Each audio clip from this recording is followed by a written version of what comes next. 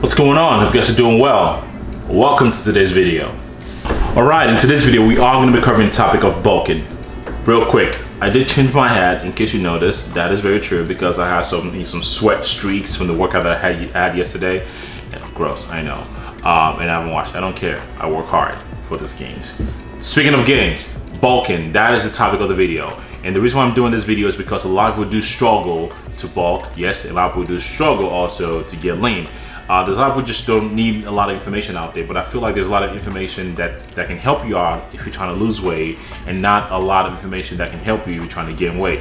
Also, I get a lot of DMs from a lot of people. I get a lot of questions from some of the videos that I've done in the past, and the tips for bulking. So this video is for people that have asked and requested this video.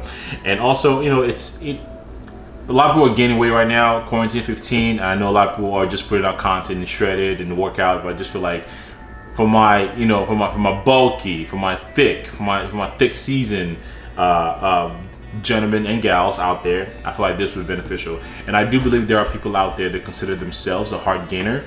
I used to consider myself a hard gainer. I used to be 165 pounds back in high school, gazillion years ago.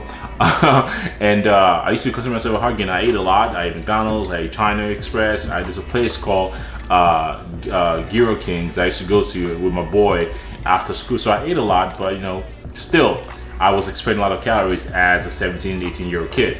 So, but as far as this morning, I woke up at 222 pounds. Obviously, I've been doing this for quite some time, so I know I've acquired some knowledge and tips.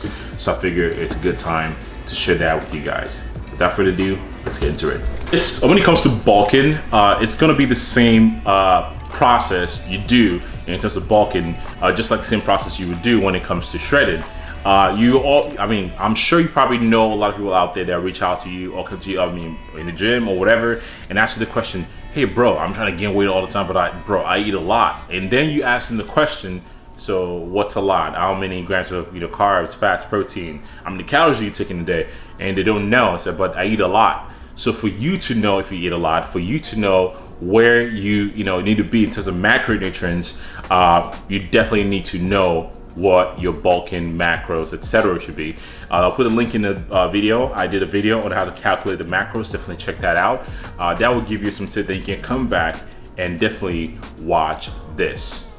You want to track, and if you don't know what you are currently eating right now, the best way to go about it is just track on a daily basis. Get your MyFitnessPal, track your daily food intake. Do not change anything.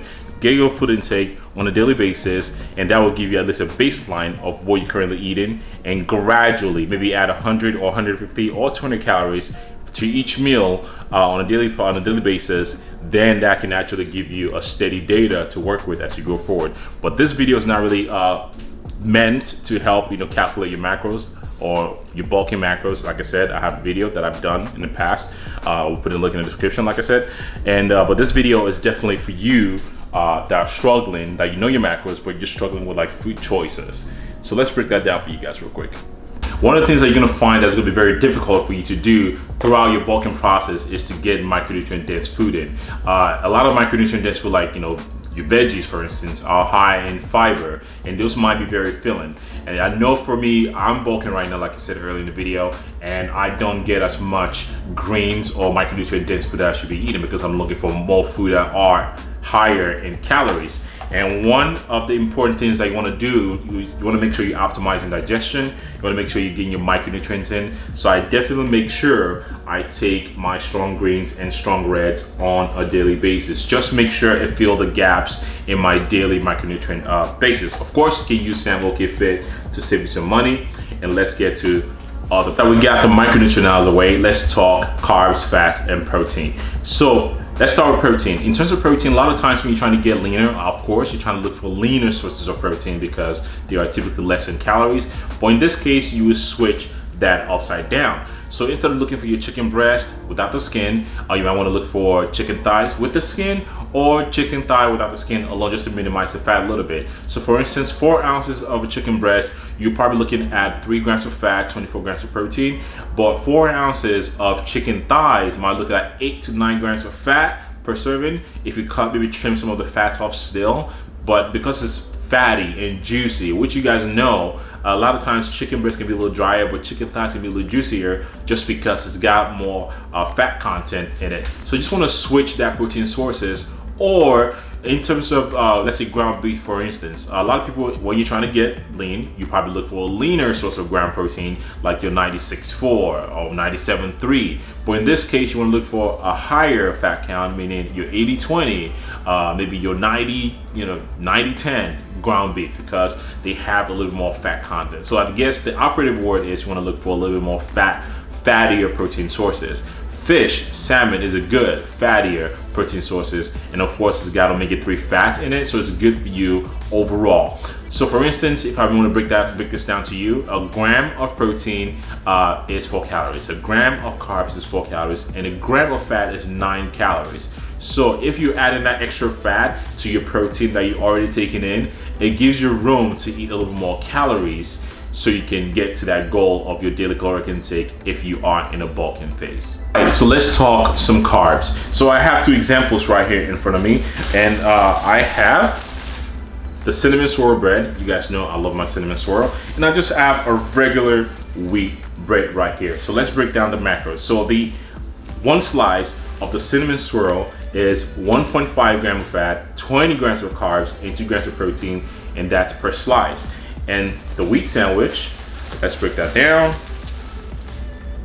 It's 1.5 grams of fat, 21 grams of carbs, and 5 grams of protein for 2 slices. So 2 slices will give you 1 slice of this. So instead of just looking at something as simple as this, can definitely add a little bit more to your calories. 2 slices of this is 120 calories. 2 slices of this is 200 calories. So about 80 calories more in this than this. So you just gotta look at the food choices that you're taking right now and look for ways to implement that. Another great food choices that you can definitely take, or instead of using bread in general, bagels are great higher carb sources. Bagels, for instance, they typically are relatively lower in fat. You can get about maybe 3 grams of fat, and 1 bagel is 50 grams of carbs. So things like that, just switching things like this away or back for each other, definitely gives you a lot of room for you to eat a little more calories than what you normally would. Of course, other great carb sources like rice, pasta, potatoes are great because they are heavier in carbs, and they can actually allow you to eat more. But the downside to that, a lot of times, because so heavy, it might take you a lot of time to digest, so it might sit in your stomach a little bit.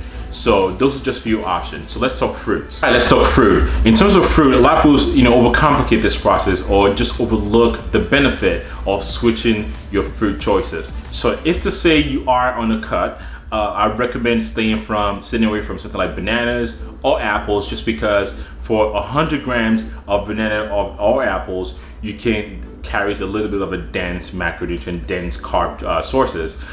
Compared to something like blueberries, where you have 100 grams of blueberries can give you about like 16 grams of carbs, compared to an apple, when you do 100 grams of each, can give you about, from range of like 25 to like 30 grams of carbs. I could be wrong about that. But what I'm trying to say is apples and carbs are typically a lot dense in carb sources compared to something like strawberries. So you typically are eating, strawberries, like, some lighter macro fruits. You definitely want to switch to something a little more dense in macronutrients, dense in carb sources like apples and bananas. Right, let's talk snacks. If you've seen in my last video, or I think not my last video, I did a video covering my top 5 protein snacks, and I mentioned how I love this protein snacks. So snack like this, for instance, if you are cutting, it's really good for you.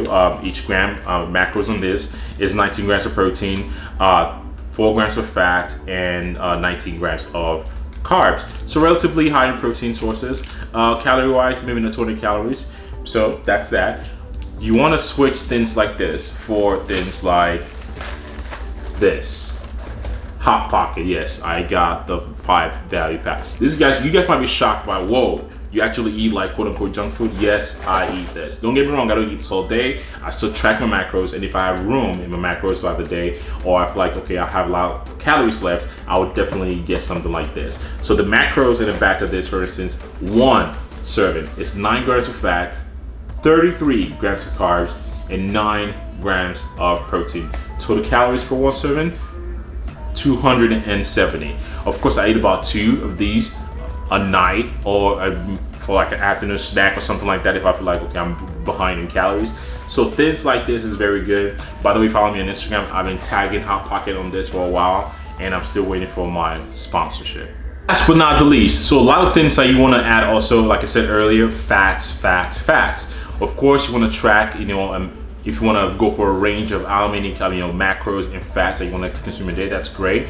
But a lot of times you can track protein and calories and still be good in terms of hitting your macro or calorie, bulking calorie content.